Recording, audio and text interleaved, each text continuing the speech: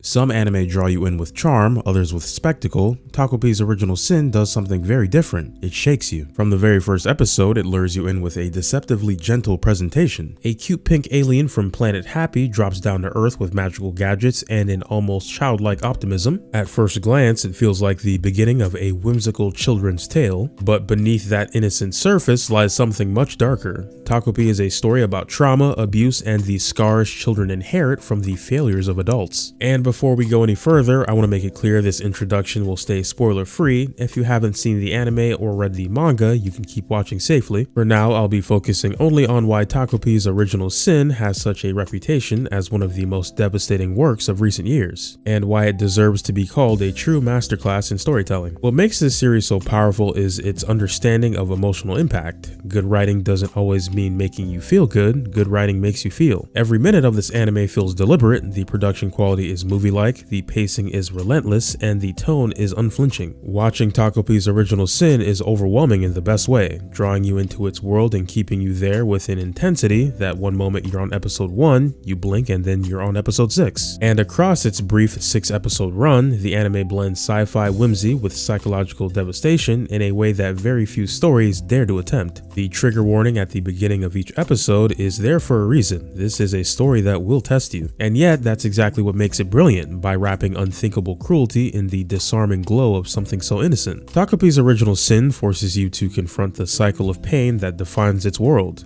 Hurt people, and no amount of magic can undo that reality. The parents, the children, the mistakes, none of it feels exaggerated or far-fetched. It feels real. So if you're here wondering why this short 6-episode anime became a contender for Anime of the Year, that's what this video is about. We're going to break down the characters, the trauma, and ultimately the brilliance of Tyson 5's writing. Once you move past the surface, Takopi's Original Sin reveals its true identity. A story about children trapped in cycles of cruelty they never asked to inherit. Every character in this series is broken in their own way, and behind each one of them stands a parent whose failures ripple forward into devastating consequences. None of these parents feel like over-the-top villains, they're painfully real. Selfish, negligent, abusive, or consumed by their own pain, and all of it gets passed down. Shizuka is the clearest picture of a child being crushed by the weight of both school and home. At school, she faces relentless bullying, singled out, and mocked until she has no safe place left. At home, the situation is just as suffocating. Her mother works the nightlife and treats her less like a daughter and more like a burden, often neglecting even the most basic needs of care and attention. Her father divorced when she was young and disappeared completely from her life. And when Shizuka finally gathers the courage to seek him out, he turns her away without hesitation. In the absence of parental love, her only source of stability becomes her dog, Chappie, a companion who offers the kind of unconditional comfort she never receives from her family. That fragile lifeline is the one thing keeping her afloat, and when it's broken, the impact is catastrophic, pushing her to the edge of despair. Shizuka's story shows with painful clarity how a child can collapse when every system meant to protect them instead becomes another source of pain. The weight that crushes Shizuka into herself fuels Marina in the opposite direction, lashing out at anyone unlucky enough to be near her. Marina is Shizuka's tormentor, but also her tragic counterpart.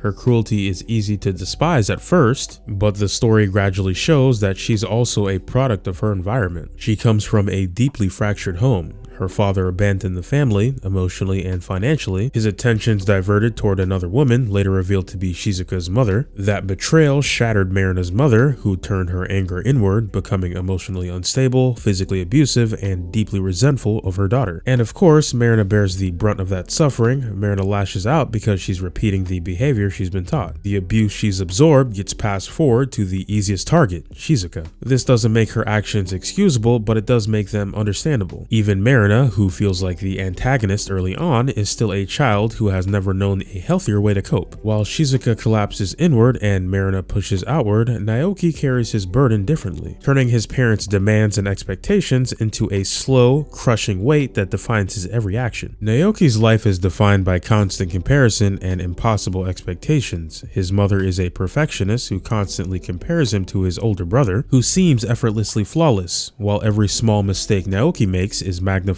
into proof that he will never measure up. The cruelty isn't loud or physical, but it's suffocating. His failures, even when small, are met with rejection. One of the clear symbols of this is food. His mother uses pancakes as a twisted form of judgment. Cooking becomes another reminder that no matter what he does, he will never measure up. That conditional love leaves Naoki desperate for validation, and it shapes why he throws himself so completely into trying to help others. His attempts to fix Shizuka's pain or keep peace between his classmates are the echoes of a boy raised to believe his only worth comes from what he can do for others. And through all of this stands Takopi, the alien from planet Happy who embodies optimism but lacks the ability to understand human darkness. Each time he's confronted with jealousy, cruelty, or rage, his only reaction is confusion. He becomes the audience's mirror, looking at the world with innocent eyes and asking why people hurt each other, only to find no answer that makes sense. No amount of magic gadgets can fix what's happening around him, and that impotence makes his role both heartbreaking and ironic. Takopi is the one being in the story who wants to help most sincerely, yet he's the one least capable of doing so.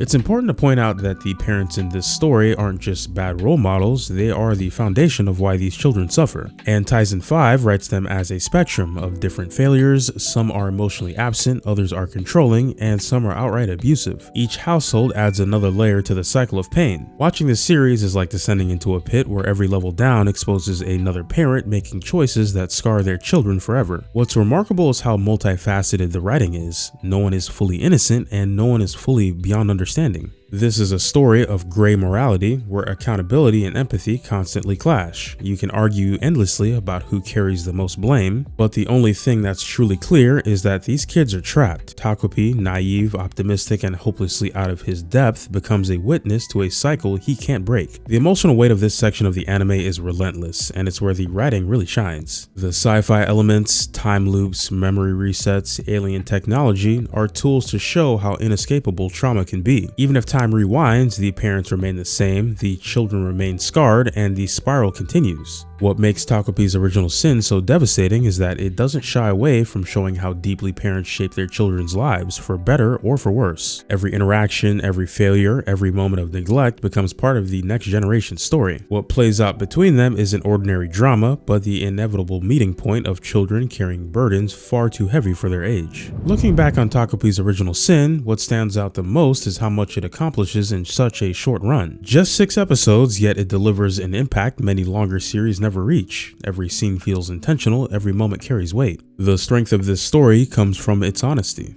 Taisen 5 doesn't separate characters into simple roles. Everyone is flawed, everyone makes mistakes, and everyone carries scars. The adults fail their children, and the children repeat that pain in new forms. Shizuka, Marina, and Naoki aren't just characters, they feel like mirrors of real struggles. The neglect, the bullying, the perfectionism, the comparisons, these are the kinds of wounds that shape people long before they have a chance to choose their own paths. Watching them collide under the weight of those expectations is heavy because the story doesn't pull away from the reality of it. Takopi himself adds another layer. His innocence and confusion highlight just how senseless cruelty can be. He wants to help but can't understand the depth of what he's seeing, and that helplessness reflects how overwhelming trauma really is. Even with all of the despair, there are moments that remind us of something better, a hand reaching out, a brief moment of understanding, a flicker of hope. Those moments don't erase the pain, but they stand out all the more because of it. In the end, Takopi's Original Sin is devastating because it's sincere. It looks directly at cycles of abuse, the failures of adults, and the struggles of children who inherit that damage. And it does all of this in a way that stays with you long after the story ends. Thanks for watching, and as always, catch you in the next one.